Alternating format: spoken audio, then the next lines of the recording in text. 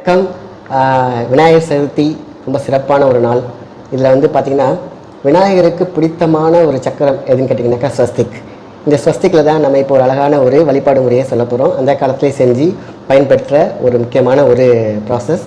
நம்ம ஸ்வஸ்திக்கை வரைஞ்சிக்க போகிறோம். ஸ்வஸ்திக் வரைஞ்சிட்டு நடுவில் ஒரே ஒரு அரச இலையை வைத்து அக்கு மாதிரி ஒரு பொட்டு வச்சுக்கோங்க, மஞ்சள் குங்குமம் வச்சு, சரிங்களா? அதுக்கடையில் அதுக்கு நடுவில் ஒரு விநாயகரை பிடிச்சி வைங்க. அதில் எதில் பிடிக்கணும்னு கேட்டிங்கன்னா மஞ்சள், சந்தனம், குங்குமம் மூணையும் மிக்ஸ் பண்ணி நம்ம அதை பிடிச்சி வச்சுக்க போகிறோம். இந்த நன்னாளில் இப்படி செய்கிறதுனால ஸ்வஸ்திக் அப்படிங்கிறதே லாபத்தின் உச்சம், அப்படி உச்சங்கிறது வந்து ஹையஸ்ட், சரிங்களா?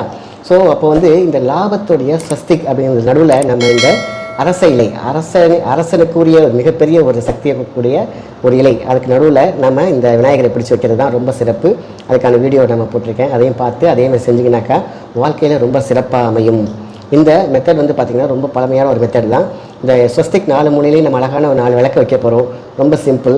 நடுவில் ஒரே ஒரு அரச இலைக்கு நடுவில் விநாயகரை பிடிச்சி வைக்க போகிறோம். 7 நாள் கழித்து இதை நம்ம எப்போதும் போல் நீர்நிலையில் கரைச்சா சரி, கரைச்சிட்டு நம்ம அழகாக ஒரு செடி மேலே ஊற்றிடுங்க. போதுமான விஷயந்தான். ரொம்ப சிறப்பாக இருக்கும். ரொம்ப சிம்பிளான ஒரு முறை. நம்ம வீட்டில் வந்து எப்பொழுதுமே வந்து விநாயகர் சதுர்த்தி எப்படி கும்பிட்றோமோ அப்படி தான் கும்பிட போகிறோம். அதே மாதிரி விநாயகரோட சென்டரில் விநாயகரை வச்சு கும்பிடுவோம் இல்லையா? அவங்களுக்கு போட வேண்டிய பூக்கள், இந்த அருகம்புல் அதேமாரி உங்களுக்கு வந்து எருக்கன் பூ எது கிடைச்சாலும் நம்ம வைக்கலாம். நம்ம வந்து ஸ்வஸ்திக் வரைய போகிறோம். ஸ்வஸ்திக் நடுவில் இந்த அரச இலையை வச்சுட்டு அக்கு மாதிரி பொட்டு வச்சுக்கோங்க. முக்கியமாக அதுதான். ஏன்னா உலகத்துக்கு மிகப்பெரிய ஒரு சக்தியை கொடுக்கக்கூடிய அந்த 3 புள்ளி தான் வந்து பார்த்திங்கனாக்கா இந்த ட்ரையாங்கிள் ஸ்பேஸில் வந்து அமையும். ஸோ அந்த 3 புள்ளியை வச்சுட்டு, அதாவது குங்குமம், மஞ்சள் வச்சு நம்ம அந்த 3 புள்ளியை வச்சுருங்க.